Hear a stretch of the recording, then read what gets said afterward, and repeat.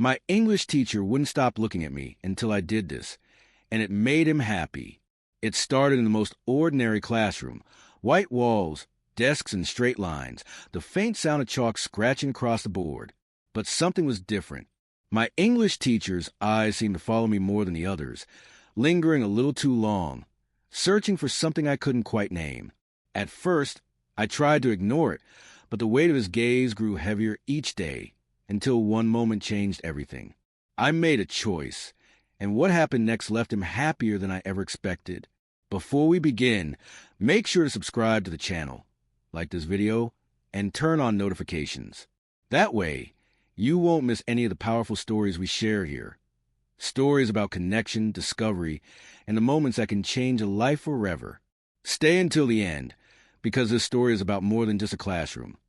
It's about courage, desire, and the unexpected path that opens when two lives collide. The classroom always smelled faintly of old books and fresh coffee, a mix that had become oddly comforting to me over the semester. I usually sat near the middle, not too close to the front, but not hidden in the back either. That was where I felt safest, where I could blend in just enough without drawing attention. Or at least, that was what I thought. From the very first week, I noticed something unusual. My English teacher, Mr. Collins, seemed to look at me differently than he looked at anyone else. It wasn't just a passing glance to check if I was paying attention. His eyes lingered, searching, like he was trying to figure me out. At first, I told myself it was nothing. Maybe I just imagined it.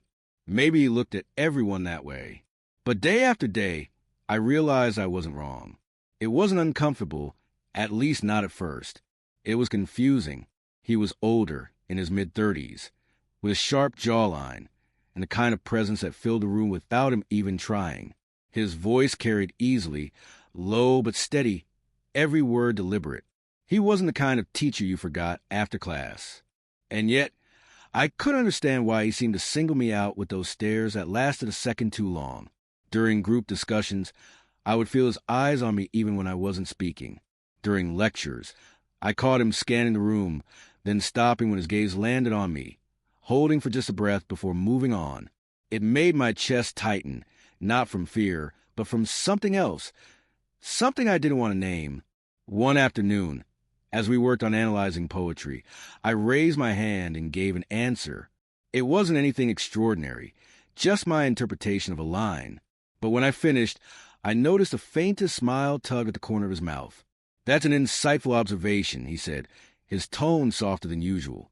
My classmates barely noticed, but I felt it. That warmth in his voice was meant for me. From that day, I started paying closer attention. I noticed how his eyes brightened when I entered the room, how he leaned forward slightly when I spoke, how he sometimes asked me to stay a little longer after class with questions that felt less about academics and more about me. The problem was, I didn't know what to do with it. Part of me wanted to pull back, to pretend I didn't notice, to keep things simple. But another part of me, the part one tried to quiet, felt drawn to him. Every look, every pause, every word that carried a subtle weight made me feel seen. One rainy Thursday, I stayed after class to ask about an assignment. Most of the students had already rushed out, eager to escape the downpour outside. The room felt smaller with just the two of us. Mr. Collins leaned against his desk as I spoke. His eyes locked on me in a way that made my throat tighten. "You've been writing with a lot more emotion lately," he said, his voice low, almost thoughtful. "It's like you're starting to say things you weren't ready to say before." I froze, the words striking deeper than he probably realized. He wasn't just talking about my writing. I could feel it. My pulse quickened. Maybe, I muttered, looking down at my notebook. Or maybe I'm just trying harder. He tilted his head, studying me. "Either way, don't stop. Sometimes the things we're afraid to say are the ones worth writing most." The silence that followed was heavy, but not uncomfortable. I felt something shift inside me, like he had opened a door I didn't know was there. From then on, I couldn't stop thinking about it. Every class felt charged with unspoken tension. I wondered if anyone else noticed. Maybe they did, maybe they didn't, but I knew, and the truth was I liked it. I liked the way he looked at me, as if he was waiting for me to take a step he couldn't take himself. I liked the way my chest burned with anticipation every time his gaze lingered. But I also hated the uncertainty, the way I didn't know if I was imagining it, if I was reading too much into things. Weeks passed, and the tension only grew. One day, during a presentation, my voice faltered. My eyes found his in a crowd of students. He gave the slightest nod, almost imperceptible, but it steadied me. That one look was enough to remind me I wasn't alone. I started writing more for myself than for the assignments, scribbling in my notebook late at night, words I could never say out loud, pages filled with questions, with feelings I was only beginning to admit. What was this I felt for him? Admiration? Curiosity? Or was it something I wasn't ready to name yet? The moment that pushed me closer came on an ordinary Friday. I lingered after class again, pretending to gather my books slower than usual. Most of the students were already gone. Mr. Collins was packing up his papers when he glanced at me. "Everything okay?" he asked. His voice was quiet, not his usual teacher tone, but something softer. I hesitated, my heart pounding. This was it, the moment I had to decide whether to keep pretending or to step into the unknown. I took a breath, my palms sweating. "I noticed the way you look at me," I said, my voice unsteady.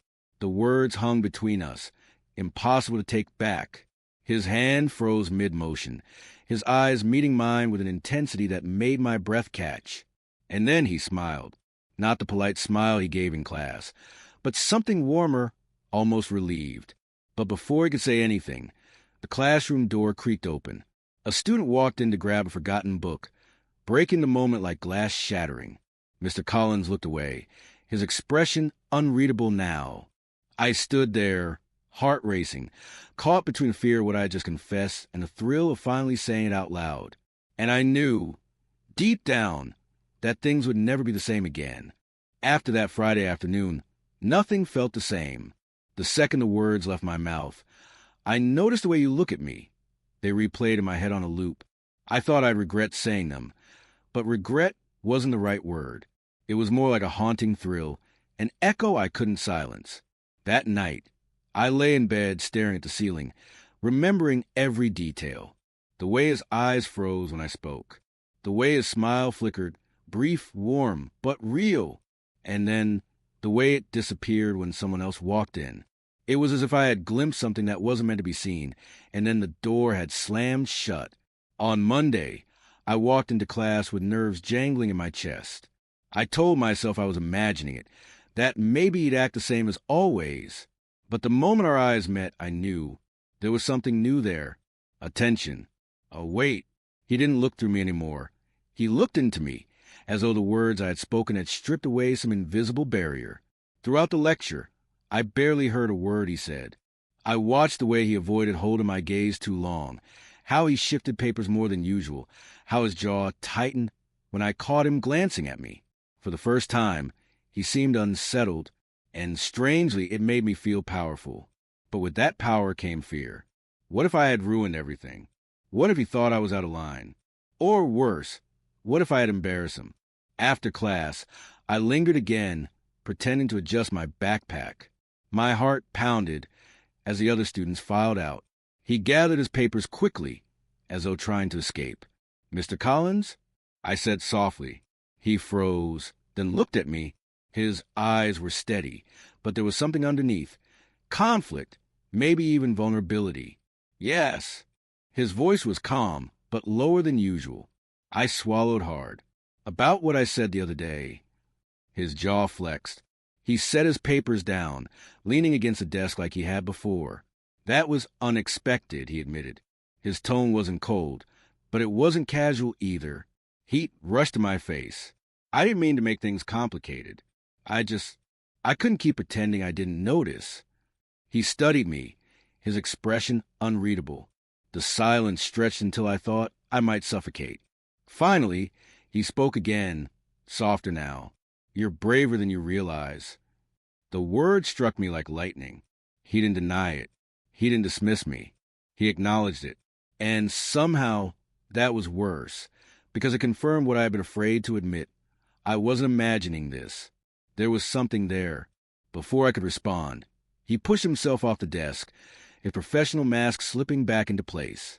"We should be careful," he said, his tone firmer now. "People notice things. And this, it's not simple." I nodded, though my heart screamed with questions. I understand. But the truth was, I didn't. I didn't understand how something that felt so electric, so alive, could be wrong. The following week was torture. In class, he was distant, keeping the lectures sharp and impersonal. He barely looked at me, and when he did, it was quick, like a reflex he couldn't control. I tried to focus on my assignments, but every glance, every pause, every unspoken word pulled me deeper into confusion.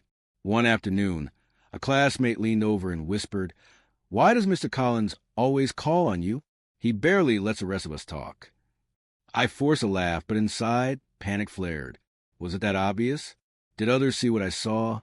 I started to pull back, answering lesson class, keeping my head down. But the distance only made things worse. I missed the way his gaze lingered, the way his words carried weight when directed at me. I missed the subtle current between us. Then one evening, I stayed late at the library to finish an essay. As I walked past the faculty offices, I noticed his door slightly ajar, light spilling into the hallway. Without thinking, I paused.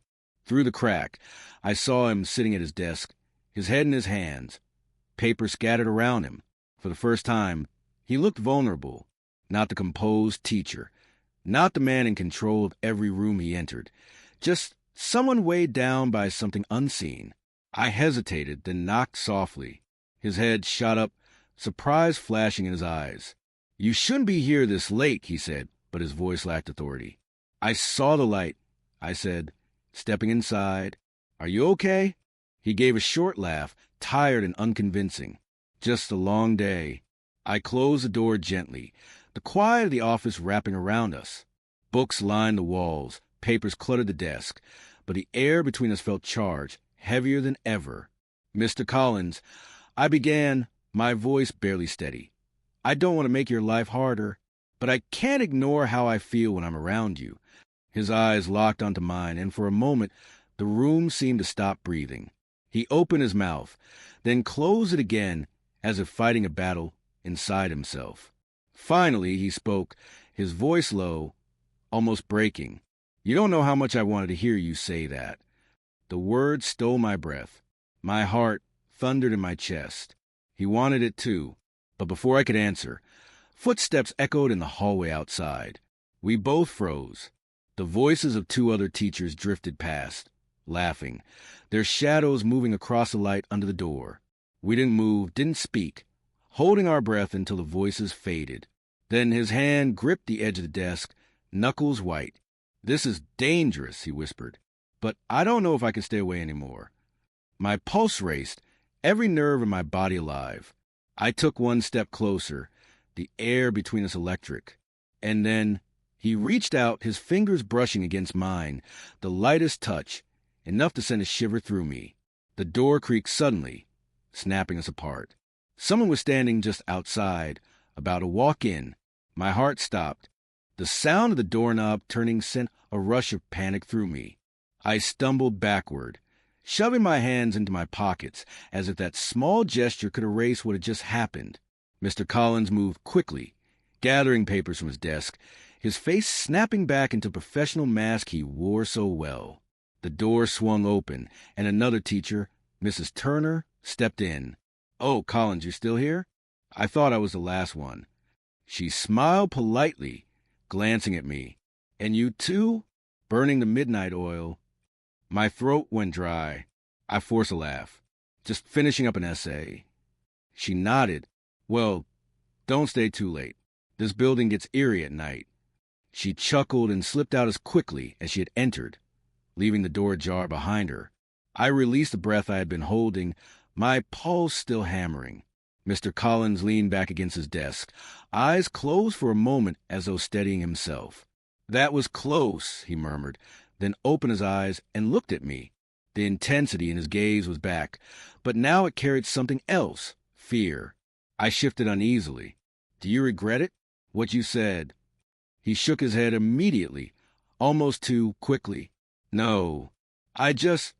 His voice dropped lower. I don't want this to cost either of us more than it already could.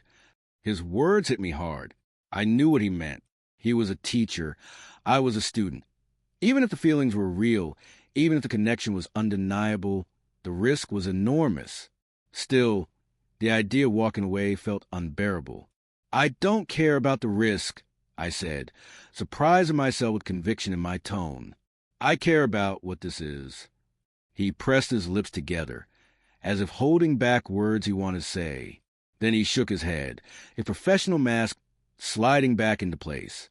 You should go. It's late. Reluctantly, I nodded, though my chest ached with the weight of everything left unsaid. The next few days were torture. In class, he was distant again more than ever before. He avoided calling on me, avoided lingering near my desk. The warmth in his eyes was gone, replaced by a wall I couldn't see through. I tried to tell myself it was for the best, but every time I looked up and caught him sneaking a quick glance, I knew he was fighting the same battle I was. Then came the incident. It was a Tuesday afternoon, and I had stayed after class to grab my notebook. The hallway was empty, the sound of rain tapping against the windows. As I reached for the notebook, a sharp crash echoed from the stairwell. I froze. Rushing toward the sound, I found two students arguing. One of them, Jason, a tall guy with a reputation for trouble, had shoved another student against the wall. The smaller student's books lay scattered across the floor. "Leave him alone!" I shouted before I could stop myself. Jason turned, his eyes narrowing. "What's it to you?" My heart pounded, but I stepped closer. "It's not worth it. Just go." Before Jason could respond, Mr. Collins appeared, his footsteps echoing down the hall. His face hardened as he took in the scene. "What's going on here?" Jason muttered something under his breath and stalked off, the other student gathering his books quickly before disappearing in the opposite direction. That left just the two of us in the dim hallway, rain streaking the windows behind him. He looked at me with a mixture of frustration and admiration. "You could have gotten yourself hurt," he said firmly, but there was a softness in his tone that undercut the scolding. I shrugged, adrenaline still buzzing through me. I couldn't just stand there. Something shifted in his expression then. He stepped closer, lowering his voice. "That's what I mean. You act without thinking, without worrying about consequences. And that's what scares me, because I'm starting to do the same around you." My breath caught. For the first time, he had admitted it openly. There was no denying the truth anymore. The hallway was quiet, just the sound of rain and our breathing. I could see the conflict in his eyes, the war between duty and desire. And in that moment, I wanted nothing more than for him to lose the fight. But before anything could happen, the principal's voice boomed from down the hall. "Collins, a word, please." He stiffened, his gaze darting to the end of the hallway where the principal stood. Then, almost imperceptibly, he brushed his hand against mine, the briefest touch hidden by the shadows, but enough to send a jolt through me. "Go," he whispered, "before someone sees." I slipped away quickly, my heart racing, the echo of his words and his touch burning into me. That night, I couldn't stop replaying it. The way he looked at me, the way his voice cracked with honesty when he admitted I was changing him. I should have felt afraid of what it meant, of what could happen if anyone found out. But all I felt was a deeper pull, a hunger to know what would happen if we stopped fighting it. Still, doubt gnawed at me. He was right. The risks were real. If anyone suspected, it could ruin him, and maybe even me. Was I being reckless by holding on to this connection? But the truth was, it was already too late. I was in too deep.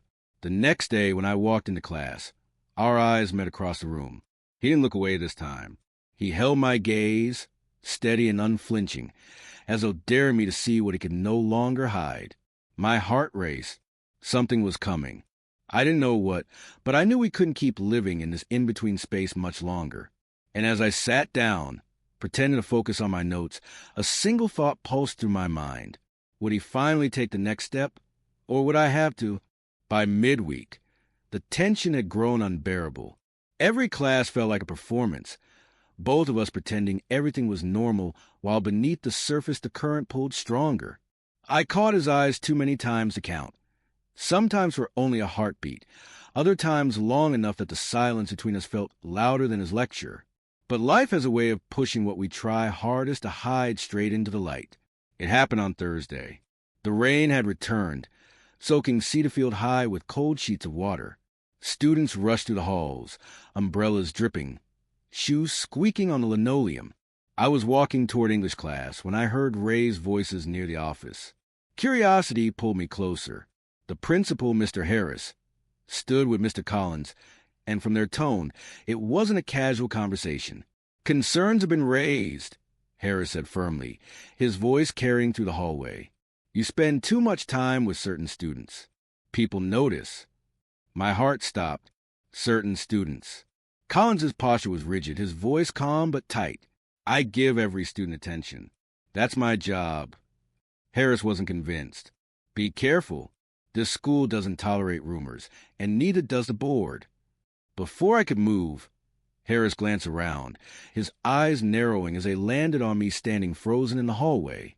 He gave a curt nod, then walked away, leaving Collins standing alone. When Collins turned, his eyes locked on mine. For the first time, I saw fear in them, real, raw fear. He gestured quickly, almost imperceptibly, toward the empty stairwell. I followed without thinking, heart racing. We met in the dim stairwell, the rain pattering against the windows. His jaw was clenched, his hands trembling slightly as he ran them through his hair. "You shouldn't have heard that," he said, his voice low and strained. "I couldn't help it," I whispered. Are they talking about us?" He looked at me then, eyes dark with conflict. "There is no us," he said sharply, but the words rang hollow. His next breath broke the illusion. But if anyone suspects, it could destroy me. The truth of it hit hard. This wasn't just a secret. It was dangerous. He could lose his job, his career, everything he had built. And yet, standing there, all I could think about was how much I didn't want to lose him. "I don't want to hurt you," I said, my voice trembling. "But I can't pretend I don't feel something when I'm around you." He closed his eyes, leaning against the wall, as if the weight of my words was too much. "You think I don't feel it too," he whispered. The admission hung between us, heavy and undeniable. For a moment, the world outside, the rain, the rumors, the risks disappeared. There was only him and me, hearts pounding in the silence. Then footsteps echoed in the hallway above. He straightened quickly, his face snapping back into the mask. "Go back to class. Now." I hesitated. "What about you?" He forced a smile that didn't reach his eyes. "I'll be fine." But as I walked away, I knew neither of us was fine. That night, the weight of it pressed down on me. I couldn't eat, couldn't focus. The words Harris had said played in my head on repeat. Concerns have been raised. People notice. Were we that obvious? Had someone seen us in the office or the hallway, or the way our eyes lingered longer than they should? The idea that our secret wasn't so secret after all terrified me, but it also made me realize something deeper. I didn't want to let this slip away just because of fear. The next day, Collins barely looked at me in class. His lecture was sharp, his tone clipped. Students whispered that he seemed stressed, but no one knew why. I sat in silence, my chest aching. Every time I glanced at him, he seemed further away. When the bell rang, I packed my books slowly, waiting for the room to clear. Finally, I stood. "Mr. Collins?" He looked up, his eyes weary. "I know it's dangerous," I said softly, "but I don't care what they think. I care about you." His lips parted, but no words came. He set down the chalk, his hand trembling slightly. For a long moment, he just stared at me as though torn in half. Then he whispered, "You have no idea how much I want to believe that." Before I could respond, the door banged open. Jason, the same troublemaker from before, stepped inside, grinning. "Looks cozy in here." My stomach dropped. Collins's face hardened instantly. "Get out, Jason. Class is over." But Jason only smirked, eyes flicking between us. "Relax, I just came for my book. Unless there's something else going on here." The air turned cold. My hands clenched around my backpack, heat flooding my cheeks. Collins's jaw tightened, his voice steady but dangerous. "Book. Now." Jason snatched a notebook from a desk, his grin never fading. "Whatever you say, sir." He lingered for a beat too long, then strode out, leaving the door wide open behind him. We both stood frozen, the sound of his footsteps fading down the hall. Collins ran a hand across his face, his voice breaking. This is exactly what I was afraid of. I swallowed hard, my chest pounding. What if he tells someone? Collins shook his head, his eyes filled with dread. Then everything changes. His words chilled me, but also solidified something in my chest. Whatever happened next, I couldn't walk away. And as the rain started again outside, I knew we were standing on the edge of something that could either destroy us or finally bring us together. The storm of rumors hung heavy over the following week. Jason hadn't said anything directly, but I could feel it in the way people looked at me, the way whispers carried through the hallways. And Mr. Collins, he was tense, careful, never letting his gaze linger too long. But even behind the mask, I knew the connection hadn't disappeared. It was there, thrumming between us, waiting for the moment we stopped running. That moment came sooner than I expected. It was the night of the spring showcase, an event where students read poetry, performed music, shared projects. The auditorium buzzed with parents and teachers, laughter echoing through the high ceilings. I had signed up weeks earlier to read a piece I'd written, though now the thought of standing on stage made my stomach twist. When my name was called, I walked out under the bright lights, clutching the paper in my shaking hands. The audience blurred, but one face stood clear, Mr. Collins, standing near the back, arms crossed, eyes locked on me. I took a breath and began.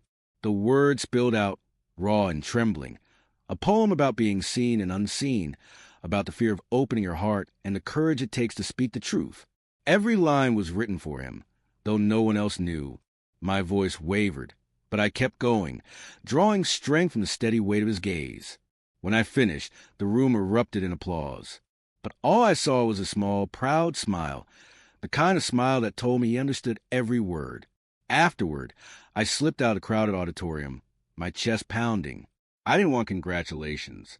I just wanted to breathe. The hallway outside was quiet, dimly lit by the glow of exit signs. And then I heard footsteps behind me. "Your poem," his voice said softly, "wasn't just about writing, was it?" I turned. Mr. Collins stood there, his tie loosened, his eyes vulnerable in a way I had never seen. "No," I admitted, my throat tight. "It was about you." For a long moment, silence stretched between us. Then he stepped closer, his voice trembling. "Do you realize what you've done to me? I wake up thinking about you. I walk into class, and I can't look anywhere else. I've tried to fight it, but I can't anymore." My breath caught. Every wall he had built, every piece of restraint, cracked in front of me. "I don't care about the risks," I whispered. "I just care about you." His eyes searched mine, desperate, aching, until finally he closed the distance. His hand cupped my face gently, like he was afraid I'd vanish if he held me too tightly.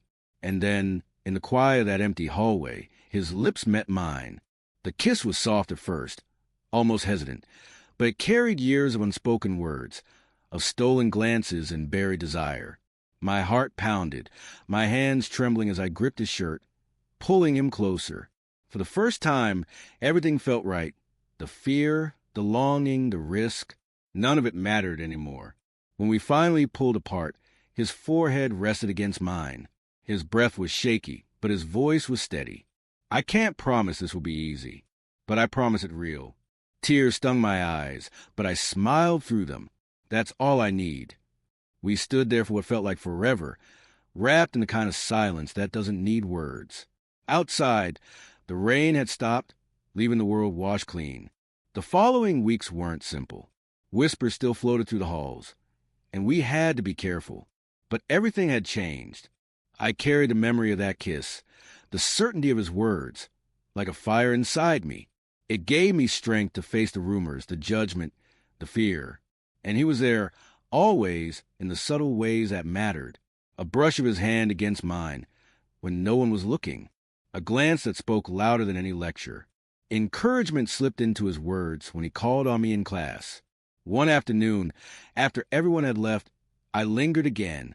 He closed the door behind us, his expression softening the way it only did when we were alone. "Do you regret it?"